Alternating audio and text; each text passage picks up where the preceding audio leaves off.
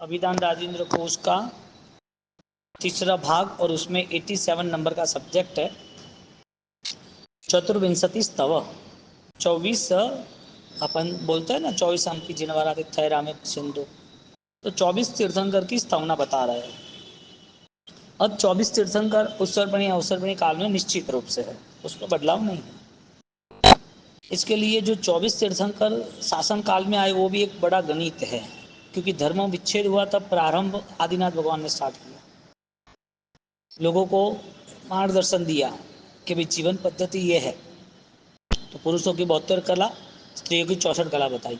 तो आदिनाथ भगवान प्रथम तीर्थंकर और प्रथम तीर्थंकर भगवंत 83 लाख पूर्व आयुष्य उन्होंने संसार में व्यतीत किया राजकुमार की अवस्था। उन्होंने सबको वो मानव जीवन की कलाएं, यानी कि मानव जीवन जीना कैसे है, वो सारी चीज़ें उनको समझाई। और उसके बाद 1 लाख पूर्व वर्ष तक का उनका साधना जीवन रहा, निष्परिग्रहम आदिमम पृथ्वीनाथ।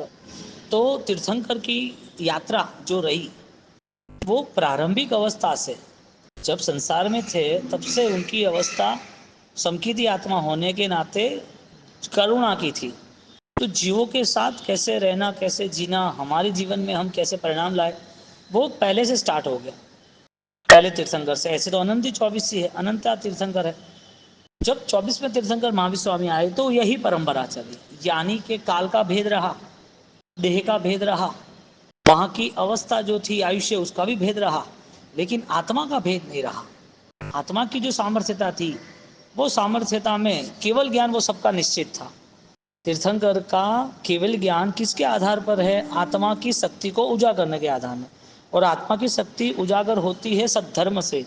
इसके लिए तीर्थंकर को एक विशेषण दिया धम्म तिथ यरे जिने।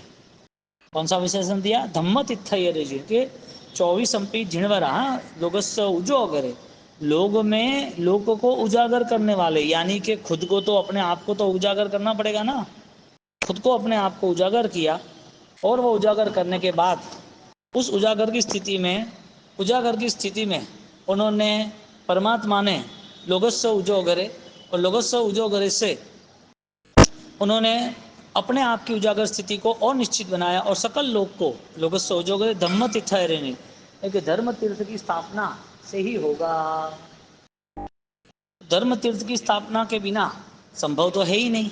तो उनके जीवन में पहले उन्होंने ये सारा अनुसरण किया, और जैसे जैसे अनुसरण हुआ ऐसे ऐसे अनुसरण उनके लिए 14 राजलोक के समग्र जीवों को अभेदान का भाव हो गया। 14 राजलोक के सर्व जीवों को, और सर्व जीवों को जब अभेदान मिल जाता है तो इसका मतलब कि वो तीर्थंकर की आत्मा हो तो ही दे सकता है, और तीर्थंकर बनने वाला ही कर सकता है।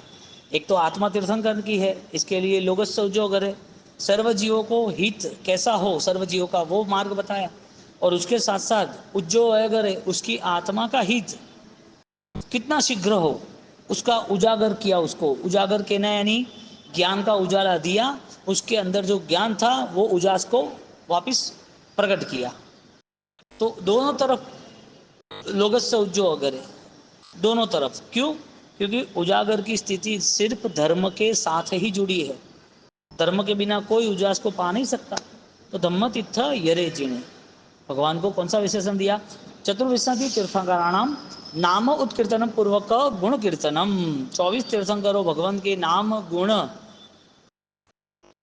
वो तीर्थंकर पद तक ले जाते हैं। बोलो अरिहंत अरिहंत अरिहंत। राजेश्वरी महाराज साहब ने अरहम का कितना जाप किया? 1.25 करोड़ के साथ 25 करोड़ का जाप किया। और वो हरम के जाप के साथ कैसी उनकी भूमिका रही, साधना भूमिका, पंच कल्याण का ध्यान रहा है। यहाँ का है उत्कीर्तन पूर्वकम गुण कीर्तने। 24 तीर्थंकरों का 24 तीर्थंकरों का 24 तीर्थंकरों का जो गुण है वो गुण उन्होंने प्राप्त किया, करने के लिए उनकी भक्ति हुई। अब 24 तीर्थंकर भगवंत वो कैसे है, उसका स्वरूप पता हो और उसका स्वरूप का जब आकर्षण हो तो वो रुक ही नहीं सकता। इतनी तो सामर्थ्यता बड़ी, वो कैसे बीच में रुकेगा? तो 24 के 24 तीर्थंकर उनका स्वरूप जब जान लिया तो जानने के पीछे उन्होंने परम पद की प्राप्ति का मार्ग भी समझ लिया। या तो तीर्थंकर को लाइव जानोगे तो प्रभावित होगे, साक्षात्कार तीर्थंकर, साक्षात तीर्थंकर, उसका साक्षात्कार होना, तो वो प्रभु के पीछे दीवाना होता ही है जो सत्य को यानी उपादान को चाहता है। एक यदि परमात्मा नहीं है तो परमात्मा ने धम्म तीर्थ जड़े जो धर्म की स्थापना की है वो सर्वस्व गुणों का स्थान है। भगवान को भी धर्म करना पड़ा और वो धर्म के नाते ही वो सर्वस्व बने, सर्वज्ञ बने, सर्व को पूजनीय बने। अयम च इह पंचास्तिका च आत्मा कह गृह्यते तस्य लोकस्य उद्योत कर्णशिला। बोल देखा ना, वापिस आगे आया ना। 14 राजलोक के पंचास्तिका स्वरूप है। 14 राजलोक में पंचास्तिका क्या है? पृथ्वी का, अप का, त्रिव का, वायु का, वनस्पति का।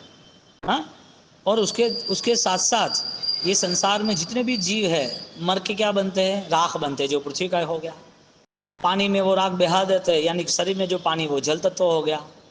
पृथ्वी शरीर में जो हवा है वो वायु तत्व हो गया। पृथ्वी पर शरीर में जो अग्नि है वो अग्नि तत्व हो गया।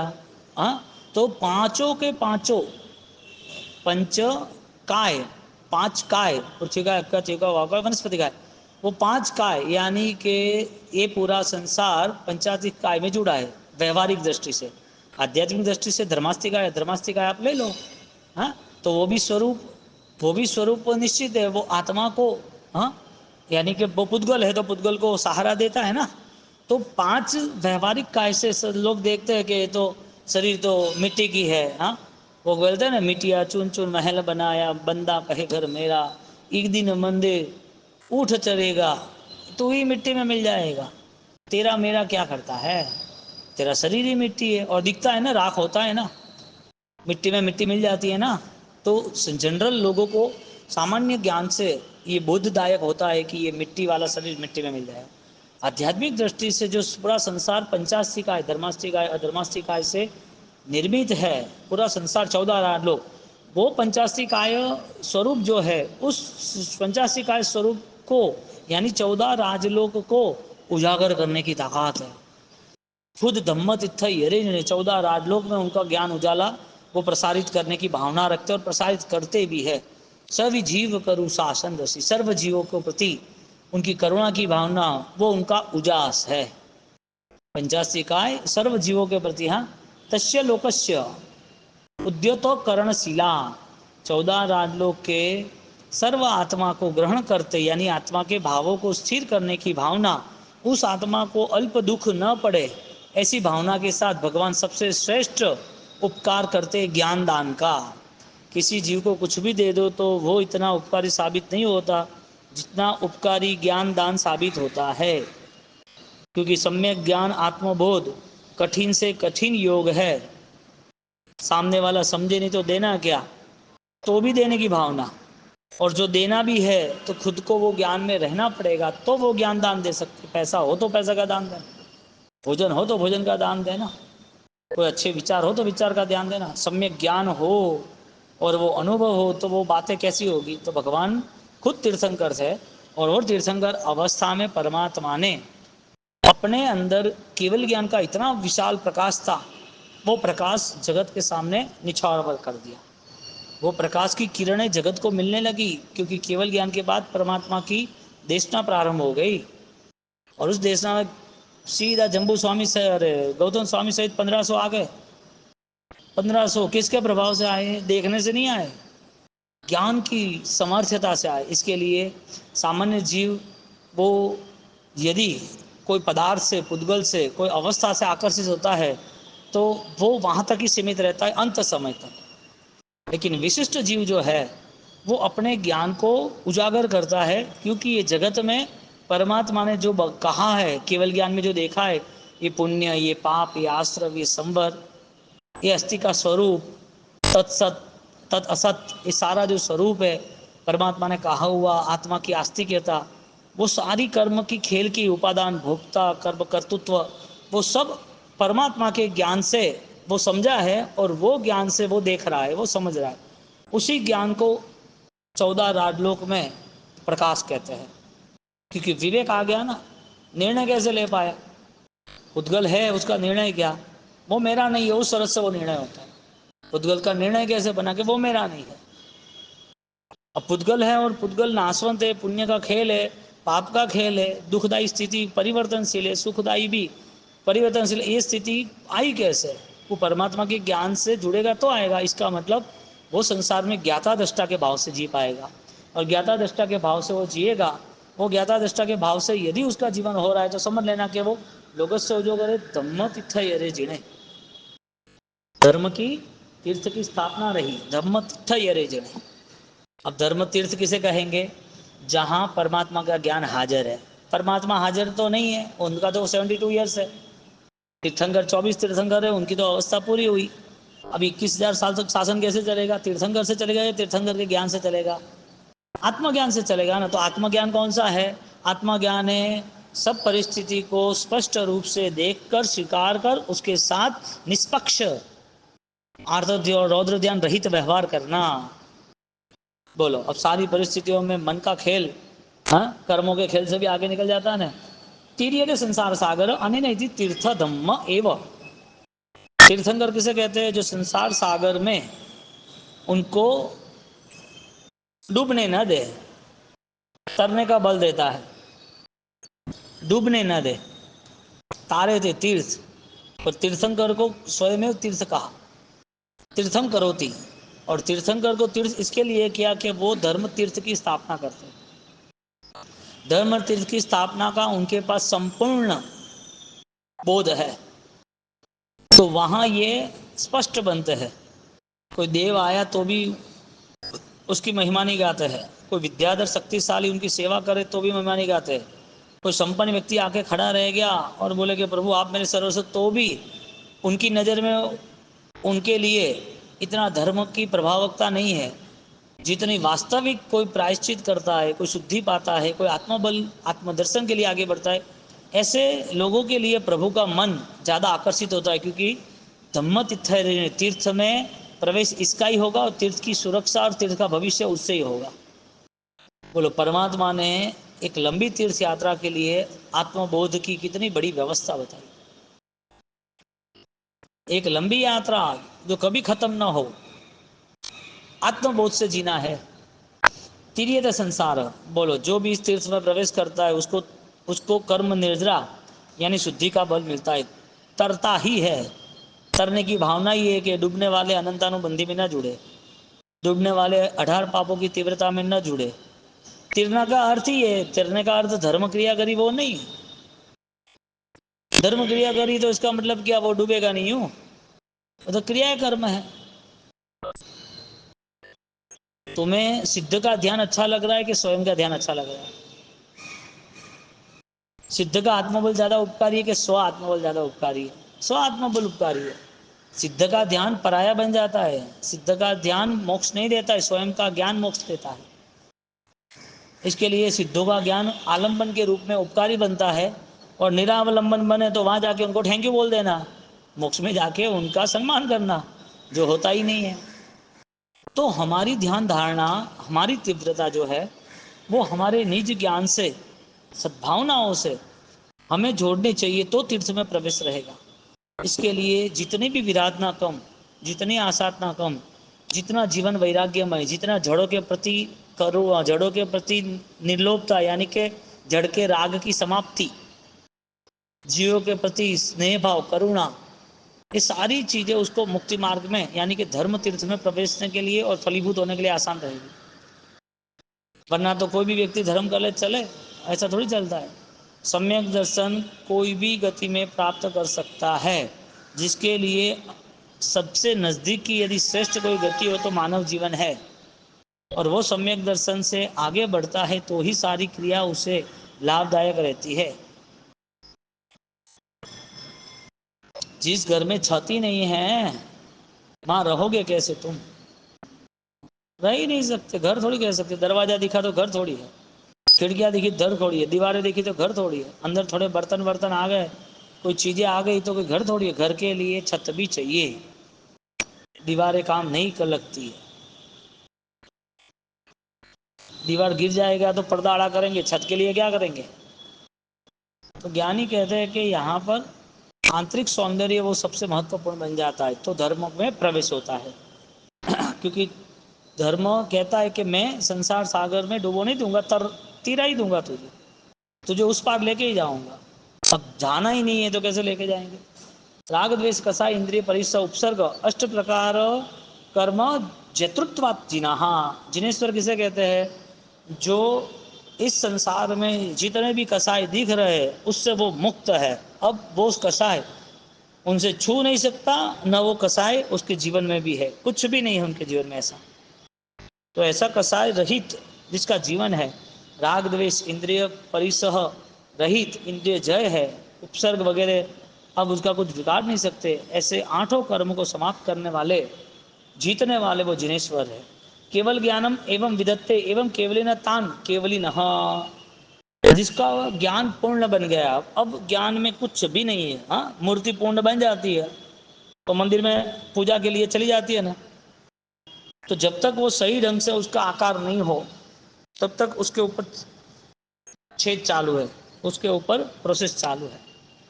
जो चीज परिपूर्ण बनती है, जिसका स्वरूप प्रकट होता है, उसके उस हिसाब से कहा जाता है। बच्चे को युवा नहीं कहते, युवा को बुढ़ापा नहीं कहते।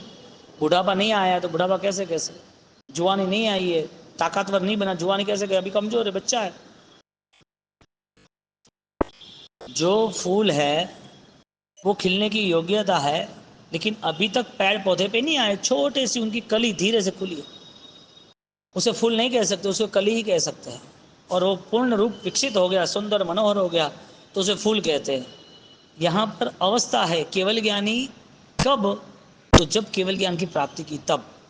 ज्ञानी के केवल ज्ञान में सारी निर्मलता अखंड हो जाती है। अब उनके जीवन में न कोई राग द्वेष, कोई स्पर्श ही नहीं सकता।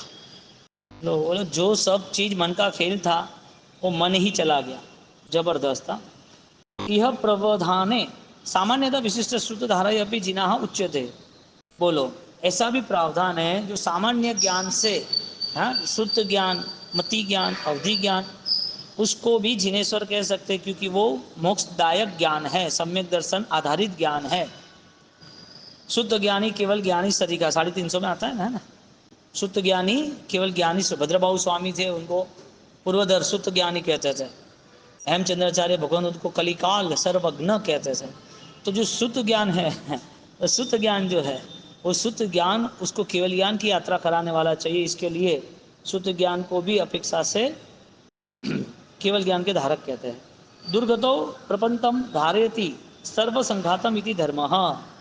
दुर्गति किसे कहते हैं? दुर्गति यानी कि धर्म किसे कहते हैं? जो धर्म कहते हैं वो जो धर्म कहते हैं उस धर्म को, जो धर्म कहते हैं उस धर्म को यहाँ उपमा दी, जो दुर्गति से हमें दुर्गति में जाने न दे, दुर्गति से गिरते वाले को धारण करे, पकड़ ले। हाँ, दुर्गतो प्रपंतम धारयति, पहले सर्वसंघातम, सर्वसंघात एवं सर्व दोषों से धार ले। बोलो, धर्म की व्याख्या कैसी की? जैसे उस धर्म के प्रभाव से केवल ज्ञान तक पहुंचा जाता है, ऐसे उस धर्म के प्रभाव से दुर्गति से भी मुक्त हो जाता है। तो दुर्गति हुई तो चांस ही खत्म हो गया ना। एक आदमी भिखारी हो गया, अब वो क्या धंधा करेगा, वो दुकान क्या खोलेगा? एक आदमी भयंकर बीमार हो गया, अभी कहाँ खाएगा, कहाँ शादी ब्याह में जाएगा, कहाँ ऑफिस जाएगा, कहाँ अपने जीवन में किसी को मिलेगा जुलेगा, वो है ही ऑलरेडी बीमार। तो अवस्था पे आधार है, मानव जीवन की अनुकूल अवस्था मिली है साधना के लिए, आत्मा की पहचान के लिए। अब इस अवस्था में ये नहीं किया तो दूसरा तो कर लोगे ही, दूसरा तो आ ही जाएगा। जो आदमी आज ध्यान नहीं कर रहा है तो इसका मतलब वो पंचायती करेगा, तो पंचायती की आदत बन गई। आज जिसका स्वाध्याय नहीं है तो स्वाध्याय नहीं है, तो बेवकूफ़ी है, वो टाइम वेस्ट करेगा। कुछ चीज़ें या आदतें, प्रैक्टिस हमें करनी पड़ती है, आती नहीं है, करनी पड़ती है। घास अपने आप उग जाता है, लेकिन बीज को, जो गेहूँ है चोखा है, उसको तो बोना पड़ता है। उसको बोएगो तो आएगा, घास को कोई कुछ नहीं करना पड़ता है, वो अपने आप आ जाता है। ऐसी कुछ आदतें ऐसी है तुम नहीं करो तो भी हो जाती है। तुम्हें जगना हो तो सुबह जग जाओ, नहीं जगना हो तो सोने की आदत तो फिक्स है। तुम्हें कुछ लिखना हो तो लिख लो, नहीं लिखो तो यूं ही बैठे रहेंगे। तुम कुछ नहीं पढ़ोगे तो यूं ही बैठे रहेंगे। तो कुछ आदतें नेगेटिव आप नहीं चाहो तो भी घर कर जाती है, घर ही कर जाती है। वायरस है, तुम नहीं कहते तो भी घूमता रहता है बॉडी में। तुम ध्यान नहीं रखो हेल्थ का तो बीमारी पकड़ लेती है ना, बीमारी आदत इसी तरह। तो यहाँ पर जब ज्ञान की उपासना होती है तो दुर्गति से वो मुक्त होते, सर्व संघात ऐसा शब्द रखा, दुर्गतो प्रपतन प्रपतम प्रपंतम सर्वघन संघातम धारयती धर्म। बोलो, धर्म को ज्ञान से जोड़ा। कलिकाल सर्वज्ञ हेमचंद्राचार्य इसके लिए सकल आगम रहस्य वेदी, कलिकाल सर्वज्ञ कल्प विद्वत मान्य प्रातस्मरणीय राजेंद्र सूरी महाराज, उनको भी यही कहते हैं। ज्ञान कितना विस्तृत, हाँ, 1000 सालों में जो ग्रंथ का निर्माण नहीं हुआ, हजारों सालों में ऐसे ग्रंथ का निर्माण, 4.5 लाख श्लोक प्रमाण राइन को उसका निर्माण हुआ।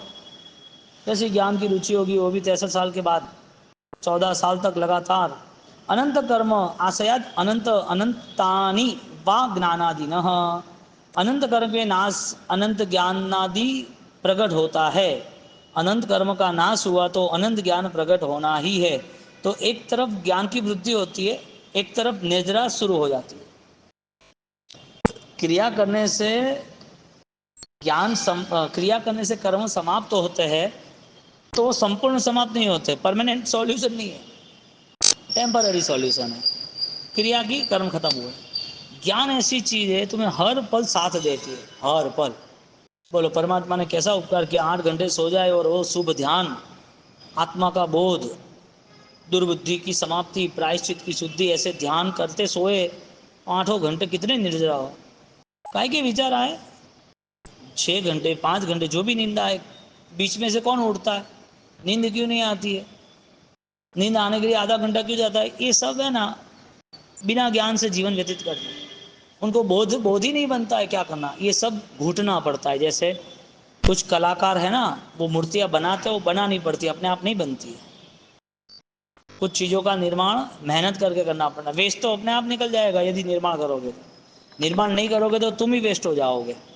तो अनंत कर्माद आशयात अनंत, अनंतानि वा ज्ञानादि, अनंत ज्ञान जिसको पाना है, या तो अनंत ज्ञान जिन्हें पाया हुआ जिनेश्वर भगवंत है, वो अनंत कर्म के नाश से ही वो बने हैं। हाँ, भगवती गर्भ गते येन कारणेन विशेषतः, परमात्मा के जीवन में, यानी कि परमात्मा जब उनका जीव गर्भ में आया माता के, तो उस गर्भ में आते वक्त 14 स्वप्न आए, और 14 सपना आने के साथ 14 लोक के जीवों को सुख का अनुभव भी मिला। 24 तीर्थंकर के कल्याणकों में कितनी ताकत है, ऑटो सिस्टम है। एक यहाँ पर धूप जल रही है तो कहती नहीं है सुगंध लो, सुगंध आती है। कोई सेंट डाल के अत्तर डाल के आए, सुगंध आती है, चलता रहता है। ऑटो सिस्टम है। भगवान के कल्याण कितने प्रभाव संपन्न है। सोना तो कहता नहीं मुझे पहरो तो भी शोभा मिल जाती है, भगवान कुछ नहीं कहते, उनके कल्याण 14 लोग नारक भी मोदंते अस्य कल्याण परवेशु, कल्याण की आराधना इतनी महामंगलकारी है। और उसमें पर्वाधिराज पर्व सबसे श्रेष्ठ, पर्वाधिराज महामंगलकारी है। उस दिनों में अधिकतम जीव सम्यक दर्शन के करीब आते हैं। निर्जरा तो है ही, देवलोक के जीव भी सम्यक दर्शन के करीब आते हैं, संकीर्ति होने के बावजूद भी सम्यक की शुद्धि मिलती है, या जो संकीर्ति नहीं होते वो संकीर्ति के करीब आते हैं देवलोक के जीव। मानव के जीवन में भी पर्वाधिराज पर्व परिश्रम, कल्याणकों की बातें, कल्याणक तो थे ही, कल्याणक तो था ही, लेकिन कल्याणक की बातें भी कल्याण करना रही। और कल्याण का अर्थ ही है कि उसके जीवन में सम्यक दर्शन, यानी कि राग द्वेष रहित अवस्था का संकल्प बना के मेरे जीवन में मैं इतने कर्म क्यों करूं, मैं क्यों इतने पापों में जुड़ूं, मेरा बदलाव, मेरी गलतियों का सुधार क्यों ना लाऊं, वो तैयार हो जाता है ये सारी बातें से। तो कल्याण की आराधना, पर्व की आराधना विशेष रूप से करनी चाहिए। भगवान गर्भ गते ये न कारण विशेषता था, हाँ, क्षण मात्र भी सुख का अनुभव होता है सब 14 लोग को, जीवों को। जननी धर्मे दानादय आदि रूप शोभे न धर्म परायण तेन नामतः धर्म जिन। धर्मनाथ भगवान की माता जब प्रभु गर्भ में आए, च्यवन होने से ही उनकी माता के मन में, परिणाम में दान, दया, त्याग, ध्यान, ज्ञान, शुद्ध स्वरूप की, परमानंद की, हाँ, प्राप्ति, मगनता में वो जुड़ गई, आनंद आने लगा। इसके लिए भगवान के आने से धर्म की प्राप्ति हुई। गर्भ में आने से तो उनका नाम क्या रखा, धर्मनाथ। भगवान का नाम क्या रखा, धर्मनाथ। ऐसे चंदेशु निम्बल आच्यसु अहिम प्रयास है राम। बोलो, आवश्यक चूर्ण में लिखा है, लोगस सूत्र तो है ही, हाँ? चंद्र से भी अधिक निर्मल है, सूर्य से अधिक तेजस्वी है। परमात्मा का स्वरूप देखने जाओगे तो अल्पकालीन है, गुण देखने जाओगे तो चिरकालीन है, दीर्घ समय तक है उसके गुण। तो चंद्र क्या? चंद्र उसके उनकी आत्मा की शक्ति, उनका दर्शन ज्ञान चारित्र। सूर्य क्या? उनकी तेजस्विता जो अनंत काल रहेगी। गुण और गुणी, उसका संबंध हो गया। गुण और गुणी, अनंत ज्ञान गुण है और लंबे समय तक चलने वाला अनंत ज्ञान का स्वभाव वो उसका गुणी है। ज्ञान गुण है, ज्ञान लंबे समय तक चलने वाला सक्रियता जो है, अनंत ज्ञान में रहने का जो परिणाम है, गुण गुणी का संबंध हो गया। सामान्यतः शक्कर और शक्कर की मिठास, उनका गुण गुणी का संबंध बताते हैं। तो परमात्मा अनंत ज्ञान, वो ज्ञान है क्या? अनंत दर्शन, अनंत दर्शन है क्या? अनंत चारित्र, अनंत चारित्र क्या है? उस चारित्र का उपभोग, उस चारित्र में अनंत काल अनुभव करना। तो गुण है, गुणवान आत्मा है। गुण दर्शन ज्ञान चारित्र है, उस गुण का उपबोध बार बार करने वाला वो गुणवान आत्मा, ऐसा परमात्मा का द्रव्यानुस्थिरता है, द्रव्यानुयोग की स्थिरता। तो सागर व गंभीरा सिद्धा सिद्धिम अवधि संतो, वापिस वही आचारण चूर्णी वगैरह में आवश्यक सूत्र में ये बात करते हैं। सागर वर गंभीरा, सागर जैसे गंभीर है। सिद्धा सिद्धिम अवधि संतो, हे सिद्ध परमात्मा, आपके इतने सारे गुण हैं और ये गुण दिखते हैं, बातें करने ऐसा नहीं। ऐसे गुणों की शक्ति मुझे मिले, ऐसे गुणों की प्राप्ति मुझे कब मिलेगा? सिद्धा सिद्धिम अवधि संतो, मुझे सिद्ध होना है। आईने में यदि किसी को अपना चेहरा दिखता हो तो भगवान देखते उसे अपने आप में क्या दिखता है?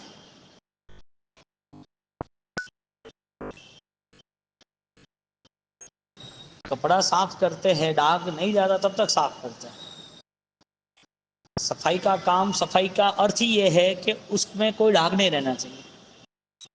सिद्ध अवस्था, सिद्ध की साधना, सिद्ध के जीवों का अनुसरण, उसकी भावना ये है कि वो हर पल शुद्धि को चाहता है। शुद्धि को चाहता है, उसका अर्थ ही ये है वो जागरूक रहता है, जागरण अवस्था में रहता है, सजग रहता है। तो चेतना को और सक्रिय बना देता है। उसके जीवन में पाप नहीं करना ऐसा नहीं, होता ही नहीं है। अल्प जो होता है उसमें उसे पता भी नहीं, वो ध्यान भी नहीं है, उसका करने का मन भी नहीं है। कितना घोड़ा। सिद्धा सिद्धिम मोहि संतु, सिद्ध होना है तो उसे आत्मा के करीब चेतनाओं को कितना न्याय देना पड़ेगा, कितना न्याय देना पड़ेगा।